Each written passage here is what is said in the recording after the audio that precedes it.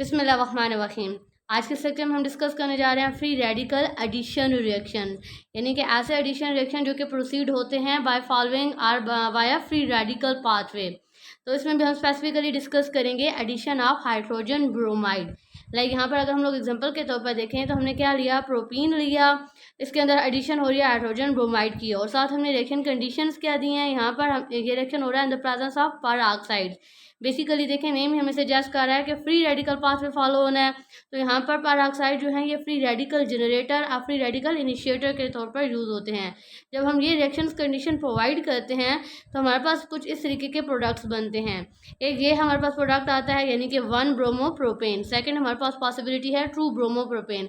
अगर इन दोनों प्रोडक्ट्स को हम कंपेयर करें तो ये हमारा मार्कोने प्रोडक्ट है और ये हमारा एंटी मार्कोने प्रोडक्ट है। अब इस रिएक्शन की स्पेशलिटी क्या है कि नॉर्मली कंडीशन में हमारे पास क्या होता है, जो मार्कोने प्रोडक्ट होता है इसकी अमाउंट ज़्यादा होती है या ये एक्सीड कर रहा होता है, बिकॉज ये एक स्टेबल प्रोडक्ट होता है नॉर्मल रिएक्शन कंडीशन में।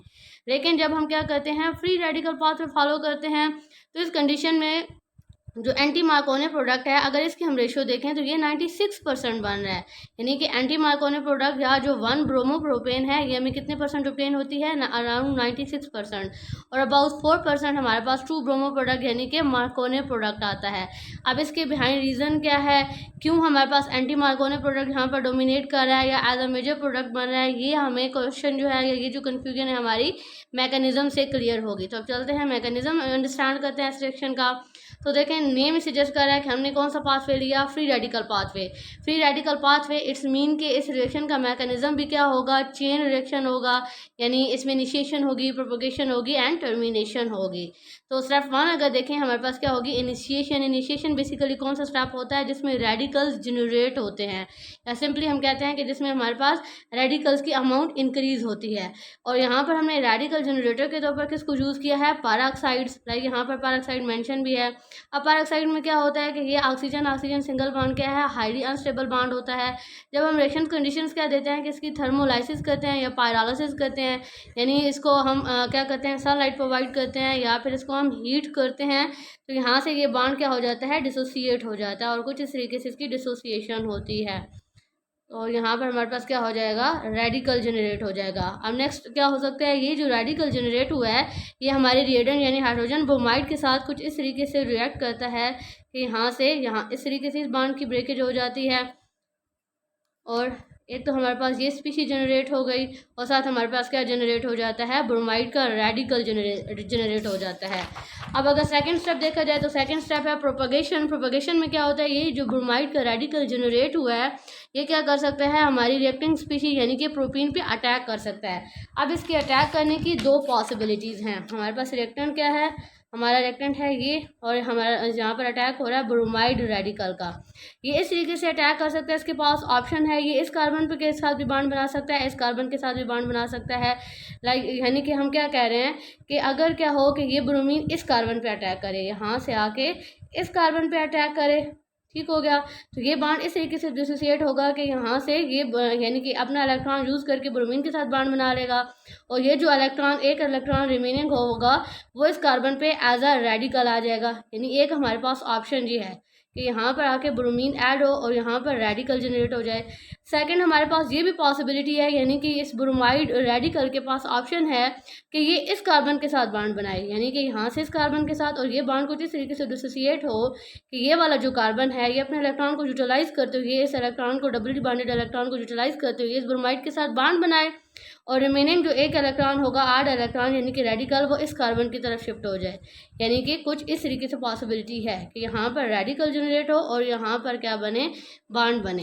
यानी कि हमारे पास इसमें क्या है, 2 तरह के इसके पास ऑप्शंस हैं, इस तरीके से 2 तरह से ये अटैक कर सकता है। नेक्स्ट अब क्वेश्चन ये है कि इनमें से स्टेबल कौन सी, बेसिकली ये दोनों इंटरमीडिएट बनने की पॉसिबिलिटीज़ हैं। अब क्वेश्चन ये है कि इन दोनों में से स्टेबल इंटरमीडिएट स्पीशीज कौन सी है। तो अगर हम देखें तो रेडिकल क्या होता है, इलेक्ट्रॉन डेफिशिएंट होता है। अगर हम इस रेडिकल को देखें तो ये हमारा 2D रेडिकल जनरेट हुआ है, जबकि यहाँ पर अगर हम देखें तो ये हमारा 1D रेडिकल जनरेट हुआ है। और हमें पता है कि 2D रेडिकल जो होता है ये क्या होता है, ज़्यादा स्टेबल होता है। ज़्यादा स्टेबल क्यों होता है, बिकॉज देखें इसको दोनों तरफ से क्या है, electron donating alkyl group electron donate करके स्टेबल कर रहे हैं, लेकिन इसके पास क्या है, जस्ट वन साइड से इस कार्बन को इलेक्ट्रॉन, डेफिशिएंट कार्बन को इलेक्ट्रॉन डोनेट हो रहे होंगे। यानी कि सिंपली हम क्या कहते हैं कि जो दो हमारे इंटरमीडिएट्स जनरेट हुए हैं, उनमें से हमारे पास ये वाला जो पाथवे फॉलो कर रहा है, ये वाला रेडिकल ज़्यादा स्टेबल बन रहा है। तो जब ये इंटरमीडिएट ज़्यादा स्टेबल बन रहा है तो इससे जो फाइनल प्रोडक्ट बनने का ऑप्शन है वो भी क्या होगा, ग्रेटर होगा। अब सिंपली क्या होगा, ये जो हाइड्रोजन का रेडिकल है और यहाँ से ये हाइड्रोजन है, ये बॉन्ड बना देंगे और इस तरीके से हमारे पास स्टेबल प्रोडक्ट बना देंगे। और अगर यहाँ से बॉन्ड बनेगा तो इस तरीके से हमारे पास, यानी कि ये जो कार्बन है ये हाइड्रोजन के साथ बॉन्ड बना लेगी इधर, और यहाँ पर ब्रोमाइड। अगर हम देखें तो ये देखें हमारे पास क्या है, 1 ब्रोमो प्रोडक्ट, और ये क्या है हमारा 2 ब्रोमो प्रोडक्ट। तो बेसिकली यहाँ पर ही हमारी सारी कन्फ्यूजन क्लियर हो जाती है कि 1 ब्रोमो प्रोडक्ट जो है, यानी कि जो एंटी मार्कोनी प्रोडक्ट है वो एक्सीड कर रहा है। ये हमें कैसे क्लियर हुआ है, ये हमें पाथवे से क्लियर हुआ है कि पाथवे में हमने देखा कि इस केस में जो इंटरमीडिएट जनरेट हो रहा है वो क्या है, ज़्यादा स्टेबल है as compared to this pathway.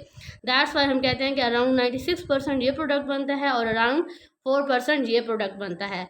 अब लास्ट स्टेप आता है, लास्ट स्टेप होता है टर्मिनेशन। टर्मिनेशन में बेसिकली क्या हो रहा होता है कि जो रेडिकल्स होते हैं वो टर्मिनेट करते हैं, या सिंपली हम कहते हैं कि जिसमें रेडिकल्स की अमाउंट जो है वो डिक्रीज करती है, या ये जो रिएक्शन को स्टॉप करने वाला हमारा प्रोसेस होता है।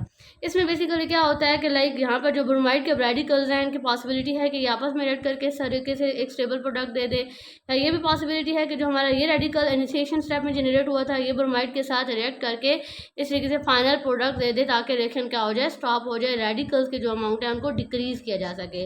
अब अगर इस रिएक्शन की सिंथेटिक एप्लीकेशंस देखी जाएं तो एक तो देखें इसमें हमने क्या किया, सिंथेसिस ऑफ हैलो कंपाउंड। यहाँ से हम देख भी सकते हैं कि हमने क्या सिंथेसाइज कर लिए हैं, हैलो कंपाउंड। एक तो ये इसकी एप्लीकेशन है। सेकेंड ही क्या है कि जो एंटी मार्कोनी प्रोडक्ट है, अगर हमारा डिजायर्ड प्रोडक्ट मार्कोनी नहीं बल्कि एंटी मार्कोनी प्रोडक्ट है, तो उस प्रोडक्ट को हम इस रिएक्शन को या इस प्रोसेस को या इस पाथवे को फॉलो करते हुए सिंथेसाइज कर सकते हैं। Thank you so much.